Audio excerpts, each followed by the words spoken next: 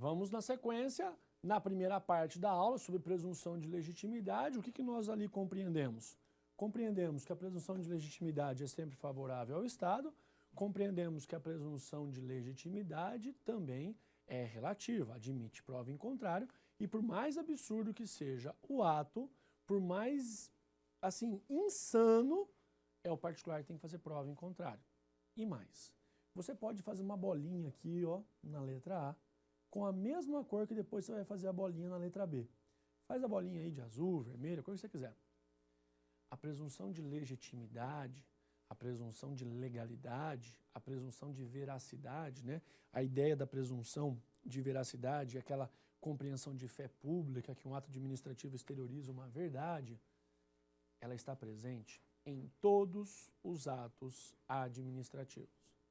Presunção de legitimidade é uma característica, é um atributo de todo e qualquer ato administrativo. Exemplo clássico, os chamados atos enunciativos. Você lá pega uma certidão de antecedentes criminais, pede lá uma declaração. Ali, a presunção é de legitimidade, que as informações que constam ou que o nada consta é verdadeiro, é legítimo, está nos termos da lei. Então lembre-se, presunção de legitimidade é característica de todo e qualquer ato administrativo. Fácil. Agora nós vamos para a tipicidade. A mesma bolinha que você marcou a letra A, marca também a letra B. Por qual razão? Porque a tipicidade, tal qual a presunção de legitimidade, também é uma característica, também é um atributo de todos os atos administrativos. Todos. Não tem um que não tenha presunção de legitimidade, não tem um que não tenha a tipicidade. E aí você lembra o seguinte, quando eu comecei atos administrativos, nós colocamos uma pirâmide, no topo a Constituição, no meio da pirâmide as leis e na base dela os atos administrativos. E eu disse, ato administrativo é sempre infralegal.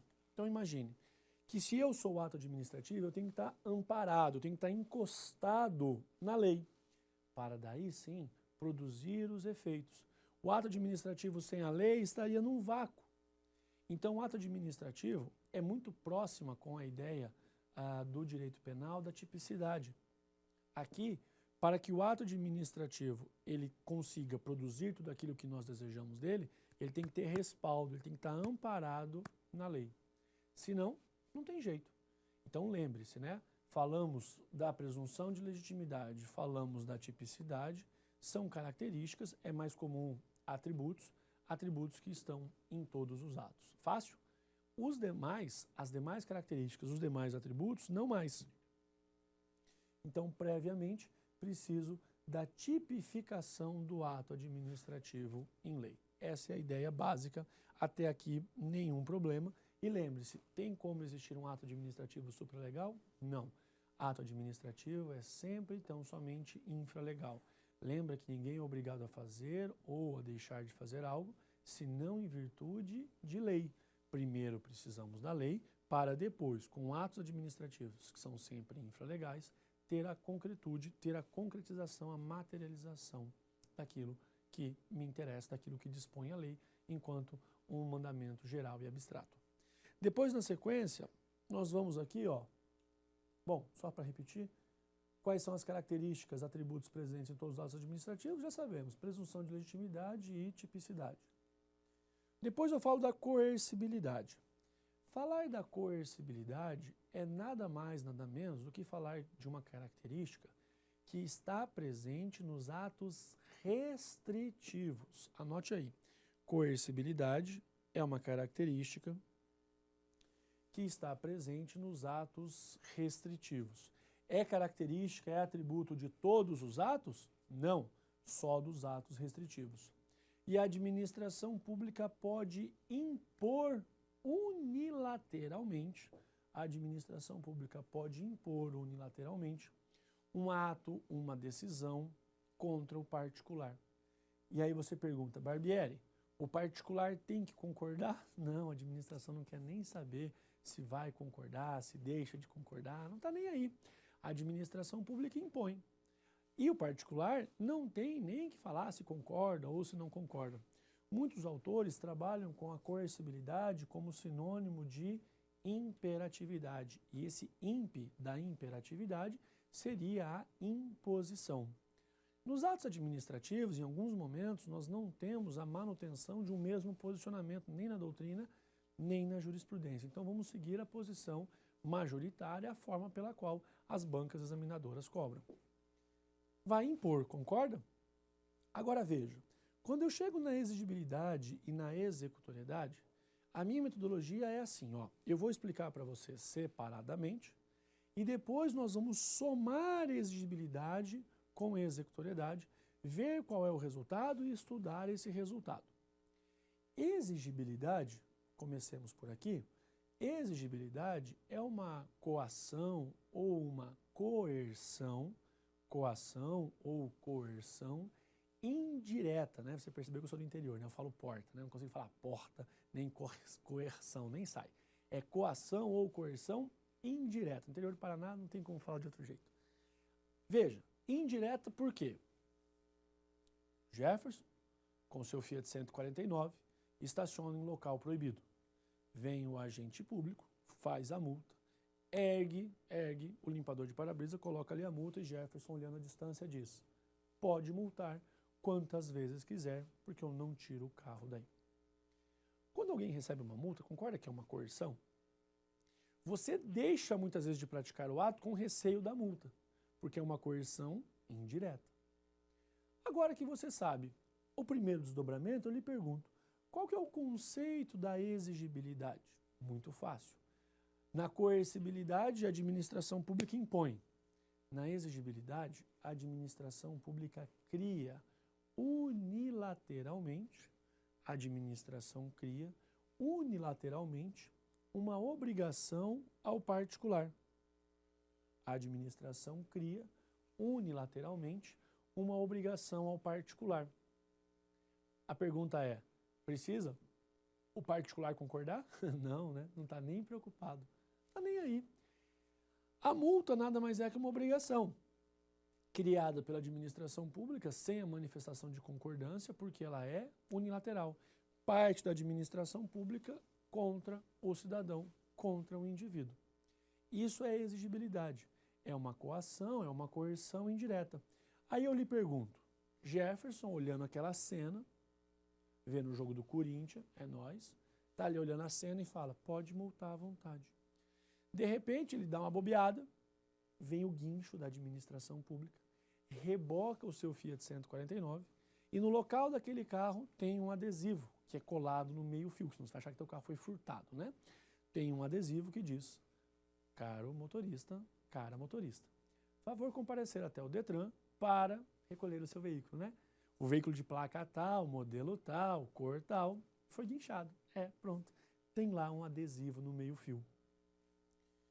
O que é exigibilidade? Não é criar unilateralmente uma obrigação? Sim. E o que é executoriedade? Executoriedade é desconstituir, aniquilar, matar aquela irregularidade do ponto de vista material. Desconstituir, aniquilar aquela irregularidade do ponto de vista material. Enquanto a exigibilidade multa uma coação ou uma coerção indireta, a executoriedade vai além.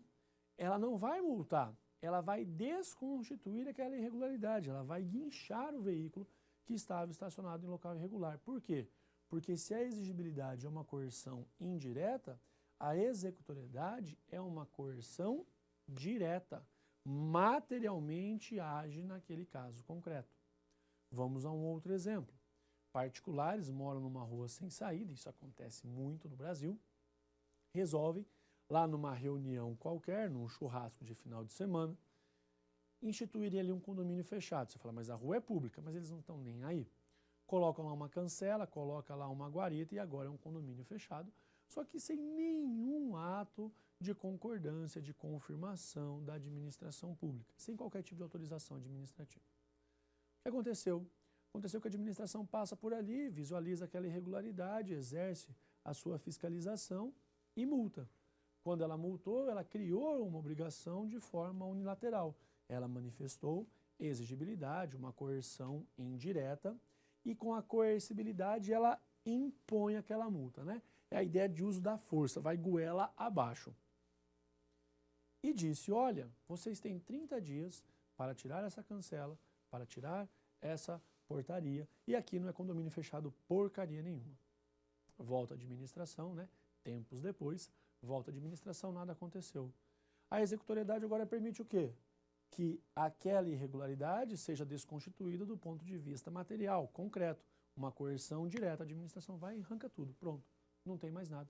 A rua voltou a estar liberada para um fluxo regular de veículos, de pessoas, e assim a vida segue.